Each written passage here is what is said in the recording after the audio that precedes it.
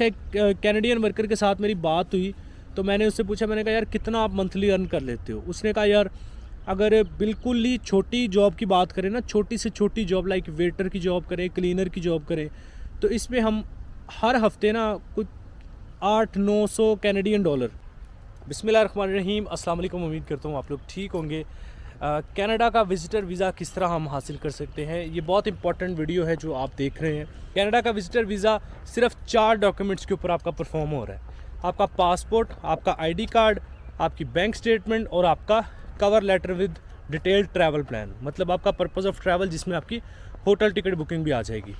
अच्छा, अभी कनाडा ने FRC, NTN, tax returns, business detail, job detail, salary slips, ये सारा कुछ ख़त्म कर दिया है। सिर्फ 4 डॉक्यूमेंट्स आपसे मांगे जाते हैं, आपका passport, ID card, bank statement और आपका कवर लेटर, ट्रैवल प्लान और होटल टिकट बुकिंग। बस ये डॉक्यूमेंट्स आपको चाहिए होंगे कनाडा का विजिटर वीज़ा हासिल करने के लिए। तो लोग जो परेशान होते थे कि यार हमारा NTN नया है, या NTN के ऊपर वीज़ा लगेगा नहीं लगेगा, NTN ज़रूरी है, टैक्स रिटर्न्स का मसला आ जाता था कि बैंक स्टेटमेंट के साथ मैच नहीं होती थी, उनके लिए आसानी हो गई है। लोकेशन जो है कैनेडियन इमिग्रेशन की तरफ से, वो आपकी स्क्रीन पे भी चल रहा होगा कि उन्होंने वाज़ह कहा कि जो डॉक्यूमेंट्स, मतलब लोग 10-10, 15-15 डॉक्यूमेंट्स दे देते थे कनाडा के विजिटर वीज़ा के लिए, प्रॉपर्टी डिटेल्स, टैक्स रिटर्न, ये वो सारा कुछ। तो ऐसा कुछ नहीं देना आपको, सिर्फ क्योंकि वो भी उन्होंने ऑटोमेटिक ट्रैकिंग सिस्टम के थ्रू ये एप्लीकेशंस भी आपकी परफॉर्म होती हैं। तो इसलिए उन्होंने कहा कि सिर्फ आपका पासपोर्ट, आपका national ID card, bank statement और आपका पर्पस ऑफ ट्रैवल, जिसमें आपका cover letter, travel plan, hotel ticket booking आ जाती है, बस। कैनेडियन इमिग्रेशन ने कहा है कि इसके अलावा कोई भी डॉक्यूमेंट्स आप अपलोड ना करें, क्योंकि वो आपकी फ़ाइल को या आपकी वीज़ा एप्लीकेशन को स्लो कर सकता है या फिर उसको क्रैक भी कर सकता है। इन सभी डॉक्यूमेंट्स में से मेन यही आपकी बैंक स्टेटमेंट, क्योंकि cover letter, travel plan, hotel ticket, ये तो कोई भी प्रोफेशनल कंसल्टेंट आपको बना देगा जो आपके करीब है, या फिर आप हमसे भी बनवा सकते हैं। जो बैंक स्टेटमेंट है, पासपोर्ट ऑब्वियसली हर बंदे के पास है, आईडी कार्ड हर बंदे के पास है, सिर्फ एक आ जाके बैंक स्टेटमेंट। बैंक स्टेटमेंट को मेंटेन कर लें, कनाडा का टूरिस्ट वीज़ा आप अप्लाई करके ले सकते हैं। अब इसका प्रोसीजर मैं थोड़ा सा आपको बता देता हूँ। प्रोसीजर ये होता है कि आपने कनाडा के लिए बैंक स्टेटमेंट सबसे पहले बनानी होती है। बैंक स्टेटमेंट बनाने के बाद आप पासपोर्ट, आईडी कार्ड वगैरह अटैच करते हैं साथ। उसके बाद आप एक अपना प्रोफेशनल कवर लेटर या ट्रैवल प्लान बनाते हैं और होटल टिकट रिजर्वेशन करवाते हैं। कंफर्म वैलिड रिजर्वेशन होनी चाहिए, डमी ना हो, ना ही कंफर्म बुकिंग हो, मतलब कंफर्म रिज़र्व कर ले, $5-10 $20 में बन जाती है। अब आप किसी प्रोफेशनल कंसल्टेंट का सहारा ले लें, हमसे बनवा लें, या आपके करीब कोई अच्छा कंसल्टेंट है उससे बनवा लें, या फिर खुद बना लें। तो ये डॉक्यूमेंट्स जब आप बना लेते हैं, उसके बाद आपको कनाडा के IRCC पोर्टल पे जाके अपना GC plus IRCC login detail बनानी पड़ती है, अकाउंट बनाना पड़ता है। उसके बाद आपको उसकी वेरिफिकेशन के बाद अपने डॉक्यूमेंट्स अपलोड करने होते हैं और वहाँ पे visa application form online fill करना होता है। Online visa application form fill करना है, उसके बाद डॉक्यूमेंट साथ अपलोड करने वाला ऑप्शन आ जाता है। उसमें आपका passport, ID card, bank statement और पर्पस ऑफ ट्रैवल की डिटेल सबमिट कर दें।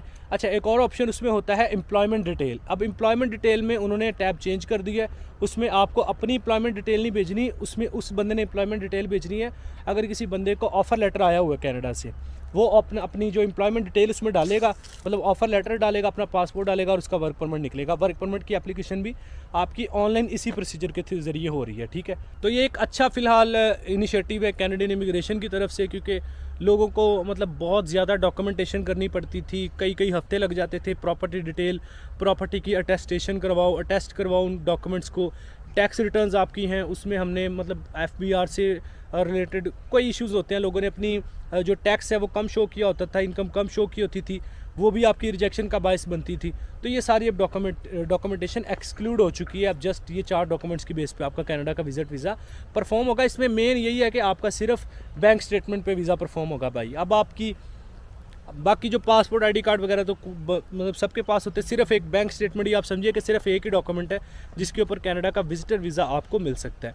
अब कनाडा के विजिटर वीज़ा की वीज़ा रेशो की तरफ आ जाएँ तो देखो, कनाडा का विजिटर वीज़ा ना उस बंदे को मिलता है जिसके अकाउंट में एक तो बैलेंस अच्छा होगा, मतलब जिसके अकाउंट में अगर एक बंदा अप्लाई कर रहा है इंडिविजुअली, फैमिली की बात मैं नहीं कर रहा, इसमें एप्लीकेंट्स ऐड करते जाएंगे तो आप इसमें जो रकम है उसको भी ऐड करते जाए। एक बंदा अगर पर एप्लीकेंट, इंडिविजुअल एप्लीकेंट के लिए ना 25 लाख रुपए तक का बैलेंस होना चाहिए। 20 से 25 लाख रुपये आप कम से कम बैलेंस होना चाहिए। इससे ज़्यादा हो जाए आपके लिए प्लस पॉइंट है, लेकिन कम से कम 20-22 लाख, 25 लाख एक बंदे के लिए। अब अगर आप 2 बंदे अप्लाई कर रहे हैं तो ऑब्वियसली आपको 40 लाख 50 लाख होना चाहिए। बच्चे 2 साथ हैं फिर आप उनका भी 10 लाख रुपये ऐड कर लें। तो अगर एक फैमिली है जिसमें 2 एप्लीकेंट्स हैं, मियाँ बीवी हैं, 2 बच्चे हैं, 3 बच्चे हैं, तो 50-60 लाख रुपया बैलेंस हो जाए, ठीक है, इनफ है।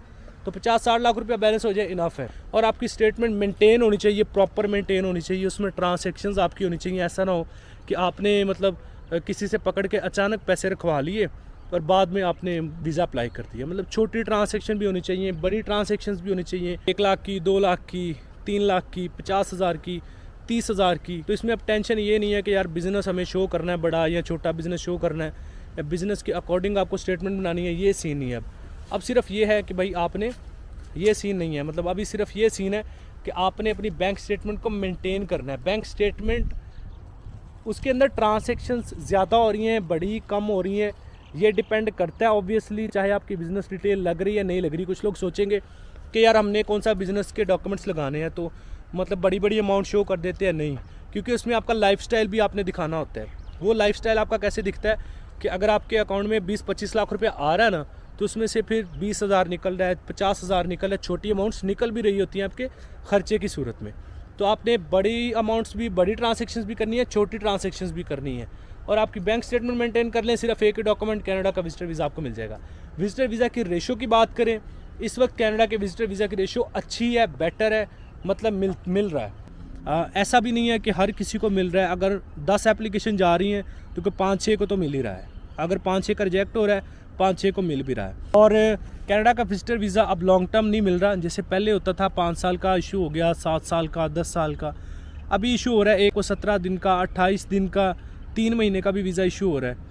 और डिपेंड करता है आपकी प्रोफाइल के ऊपर। अगर आपकी प्रोफाइल बैलेंस अच्छा है, आपने अच्छे से मेंटेन की है, अगर आपकी स्टेटमेंट मेंटेन है, बैलेंस अच्छा है, प्रॉपर प्लानिंग दी हुई है, तो आपको लॉन्ग टर्म वीज़ा भी मिल सकता है, 5 साल का भी मिल सकता है। लेकिन अगर आपको बैंक स्टेटमेंट आपने मतलब 20-25 लाख की दी हुई है और स्टेटमेंट भी थोड़ी बहुत मेंटेन है, तो फिर आपको 15 दिन का भी मिल सकता है, 1 महीने का भी मिल सकता है।